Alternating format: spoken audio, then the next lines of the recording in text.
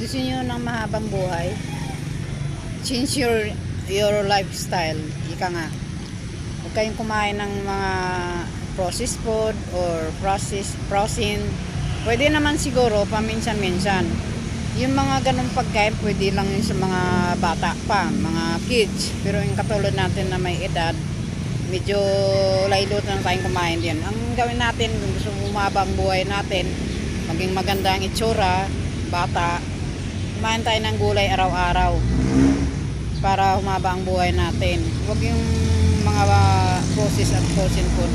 Pero gusto no, sa inyo pa din yun, kayo hari ng inyong sarili, nasa inyo pa rin yun kung ano ang gusto nyong kakainin. Akin lang naman, palaala lang naman.